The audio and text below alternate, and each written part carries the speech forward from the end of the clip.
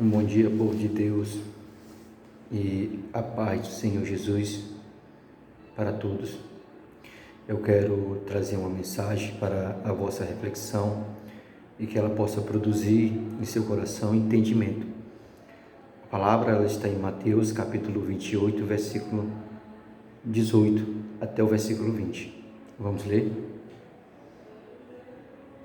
Chegando-se Jesus, falou-lhes dizendo: é-me dado todo o poder no céu e na terra. Portanto, ide fazer discípulos de todas as nações, batizando-os em nome do Pai e do Filho e do Espírito Santo, ensinando-os a guardar todas as coisas que eu vos tenho mandado. E eis que eu estou convosco todos os dias até a consumação dos séculos. Amém. O primeiro ponto que eu quero abordar aqui é sobre Jesus ressuscitado, falando com seus discípulos e afirmando que foi dado todo o poder, tanto no céu como na terra.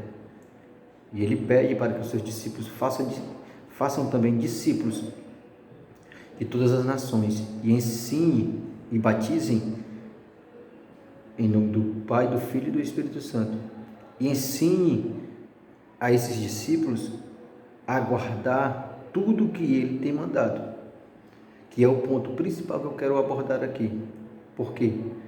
Porque entendendo isso que foi lido no versículo 20, que diz: ensinando-os a guardar todas as coisas que eu vos tenho mandado, Jesus afirmou que o evangelho tem que ser anunciado na proporção de que o próprio Jesus é o centro, ou seja, ele é o alvo, como está escrito em Hebreus capítulo 12, no versículo 2, que diz que ele é o autor e consumador da fé.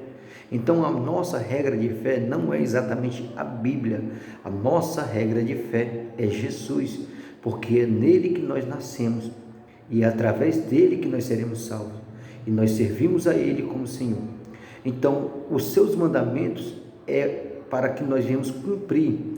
E quando nós ensinarmos as pessoas a guardar todas as coisas que Jesus tem mandado, então ele termina o versículo dizendo: e eis que eu estou convosco todos os dias até a consumação dos séculos.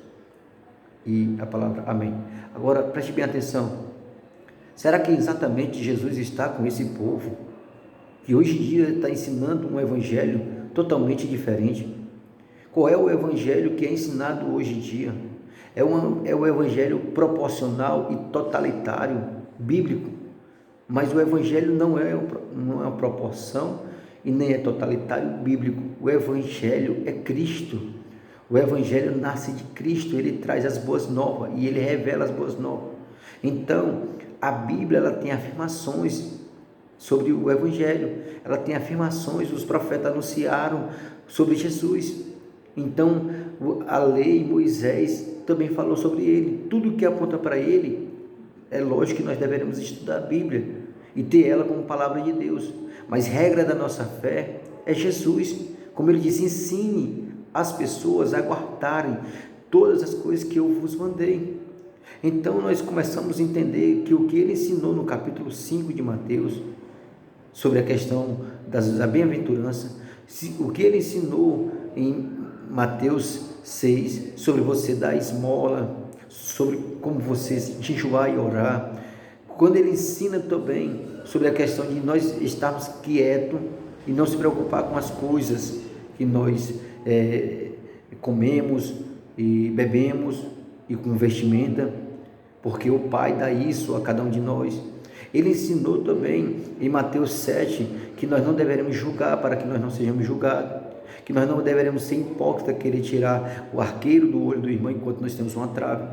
Ele ensinou também que quando nós fomos apanhados e espancarem, nós deveremos ficar quietos e deixar que o Espírito Santo fale em nossas vidas. E quando espancarem um rosto, nós viramos o outro lado. E quando tomarem de nós alguma coisa, nós damos duas. E quando as pessoas nos julgarem, nos condenarem, nós não iremos revidar, mas iremos abençoar e orar por elas e amá-las, Por quê? Porque Jesus fez isso. Então todas as coisas estão em Jesus. Quando você olha para as cartas, os apóstolos vai falar sobre isso. Eu quero trazer aqui como referência a essa mensagem, Filipenses capítulo 2 e do versículo 2 em diante, diz assim: completai o meu gozo. Paulo falando para os irmãos de Filipe, os filipenses: completai o meu gozo, para que sintais o mesmo, tendo o mesmo amor, o mesmo ânimo, sentindo uma mesma coisa.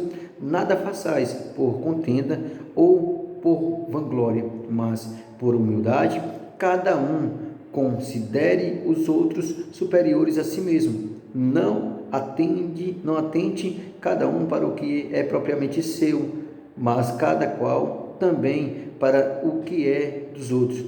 De sorte, versículo 5 ele diz: de sorte que haja em vós o mesmo sentimento que houve também em Cristo Jesus, que sendo em forma de Deus, não teve por usurpação ser igual a Deus, mas esvaziou-se a si mesmo, tomando a forma de servo, fazendo-se semelhante aos homens, e achando na forma de homem, humilhou-se a si mesmo, sendo obediente até a morte, e morte de cruz.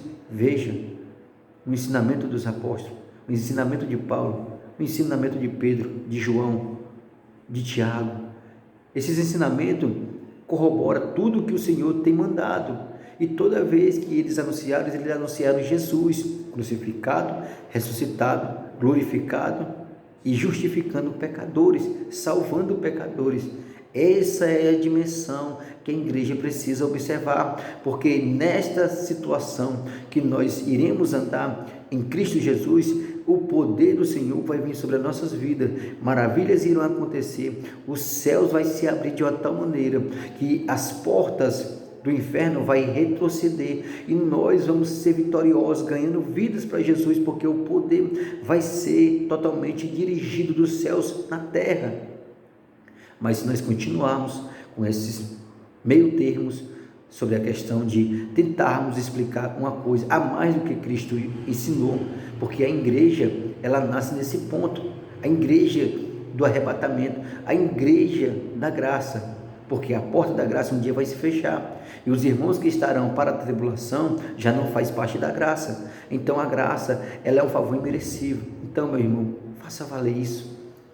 Se você é pregador, se você é pastor, examine, olhe para Mateus capítulo 28 e versículo 20, olha se é isso que você está ensinando, olha se é sobre Jesus, olha para Hebreus capítulo 12, versículo 2, se Jesus é o autor e consumador da fé, a qual você ensina, ou se você está ensinando a Bíblia. A Bíblia é para ser ensinada, sim, mas não como regra da nossa fé. Regra da nossa fé não é a Bíblia, é Jesus, que é o amor.